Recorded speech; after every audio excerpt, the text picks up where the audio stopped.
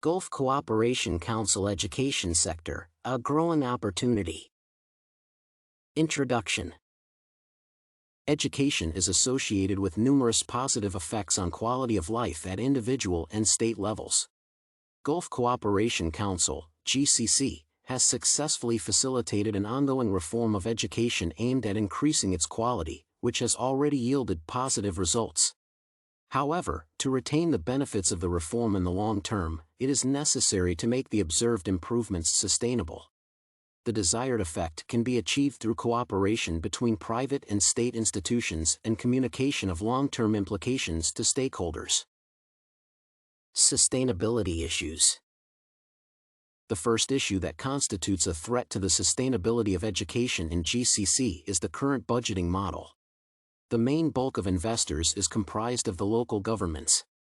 From a sustainability perspective, such an approach creates a considerable burden for stakeholders.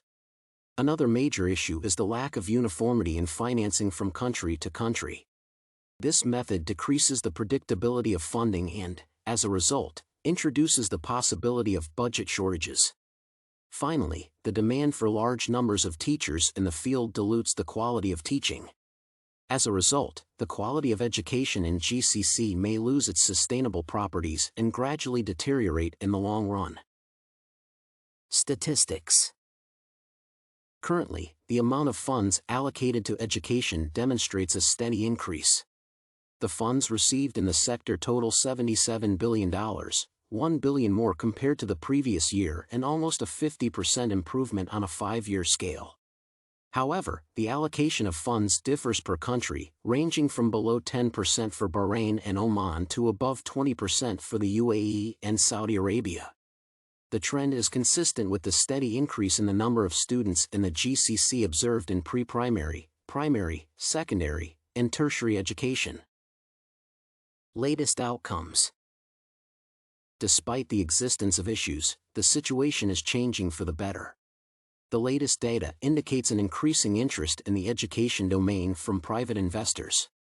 The main reason for this is the pressing need for skilled and educated students. Various incentives from governments further enhance the effect. In addition, there is an indication that private K-12 schools are in increasing demand both among national and expatriate families. Available data suggests that the demand is being acknowledged by some actors, including Qatar and Saudi Arabia. It is also necessary to recognize the impact of increasing welfare, a large proportion of the school-attending population, and government incentives on the observed outcomes. Triple bottom line.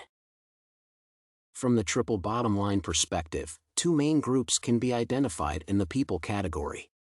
The first one includes teachers, whose benefits will include better resourcing options. The second one is the local community, whose benefits stem from access to better education.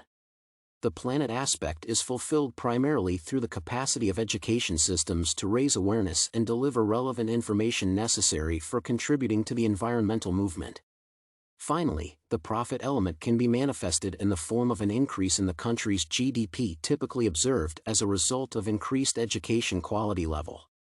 However, it is important to understand that due to its magnitude, this is a long-term effect. Economic effects. Admittedly, specific economic effects of education quality are difficult to determine. Nevertheless, available studies suggest a correlation between the availability of a skilled workforce and a country's economic performance. By extension, it is possible to relate workforce skills to the quality of education. In addition, several indirect positive effects can be identified.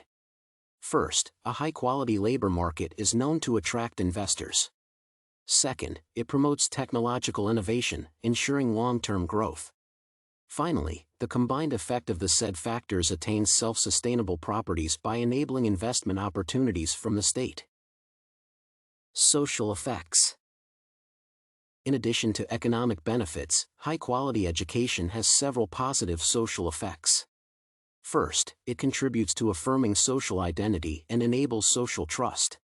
Second, studies indicate that high-quality education correlates strongly with several quality-of-life determinants, including health, motivation, and satisfaction. Importantly, the low educational level has a respective negative impact, which is recognized by the impacted individuals. The effects are reliably detectable throughout individuals' lives. Environmental effects. Finally, it is possible to identify several areas where high-quality education creates a positive environmental effect. First, education creates awareness of issues pertinent to the field. Second, it equips individuals with knowledge for participating in environmental activities. Third, it establishes attitudes that provide ethical and moral motivation. Fourth, it develops skills and proficiencies for solving existing environmental problems. Finally, it increases the sensitivity necessary for active participation. Therefore, it is reasonable to conclude that the quality of education is among the main determinants of environmental activities. Example cases. The UAE is one of the most prominent GCC examples of education sustainability improvement. The country has already embraced the private education model, ensuring the presence of private educational establishments. The education system enjoys support from the government in the form of grants and subsidies. Finally, expat families demonstrate high participation in the education process. Another example is Qatar, whose overall quality of education was assessed as the best in GCC in 2014.